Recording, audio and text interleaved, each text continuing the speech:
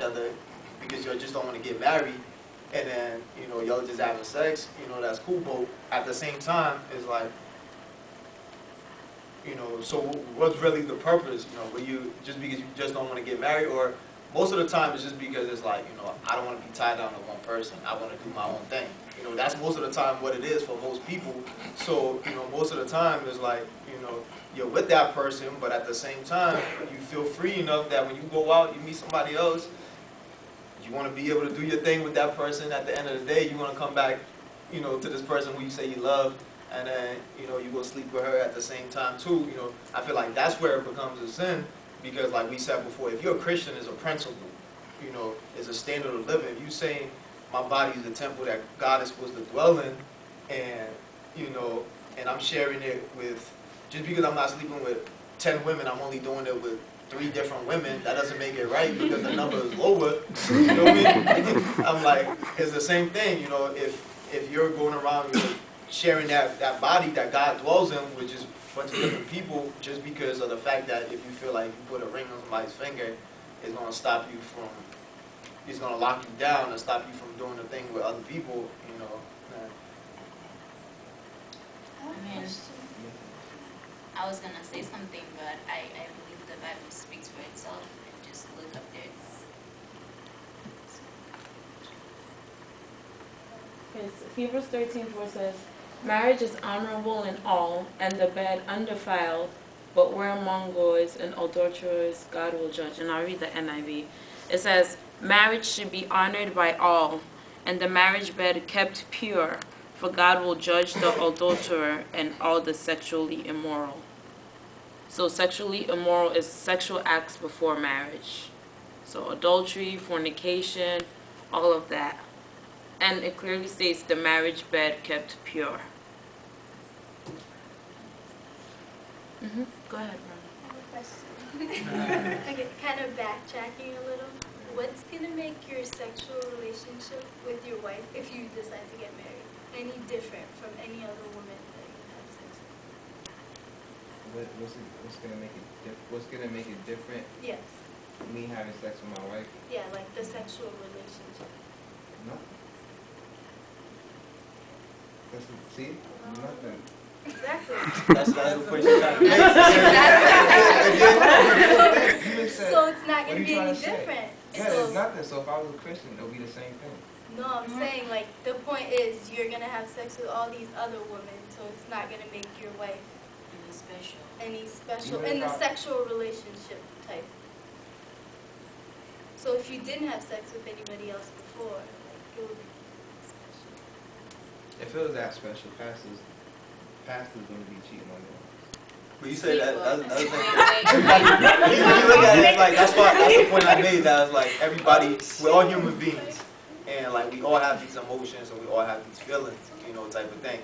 And, you know, if you look at it, in a sense of, be like, you know, what makes certain people who are actually true to it, who can actually live up to it, you know, what makes them different than the people who struggle with it, you know.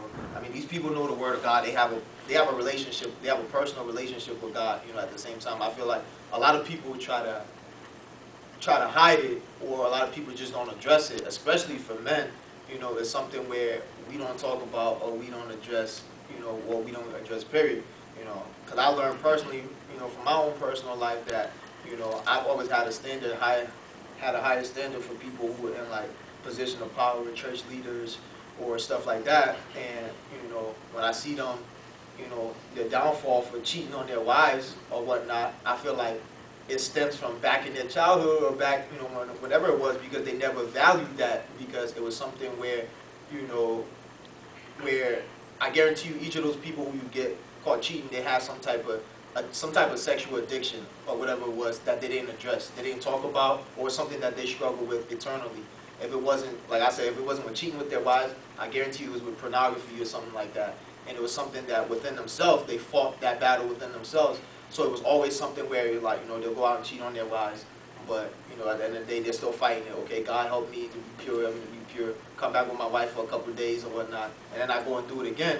But it's something that you're still fighting, and I feel like, you know, it stems from just that mindset of, you know, when she says, what's going to make your wife any different, that, nobody said that when you see a girl, if you have a wife and you see another woman that's bad, that you're not gonna admire her and be like, yeah, she look good or whatnot. But at the same time, what makes her different is, you're able to, at the end of the day, although that other lady's beautiful, she's God creation, at the end of the day, you have something more with this person where, God has blessed, where you're like, at the end of the day, I would never go outside of my relationship with my wife to go and cheat on her with somebody else, because what we have is something special.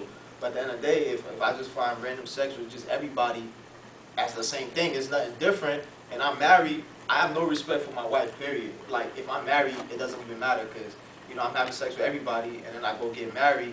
At the end of the day, when the opportunity presents itself to cheat, I'm going to cheat, because, sex is something that's powerful, and it's something that, I'm like, at the end of the day, once I get that feeling, I'm gone. And, like you said, if it's nothing different, then what's the point of even, saying you love somebody, or even saying that you're going to marry somebody, because you just don't have that respect for that person being in that relationship with that person.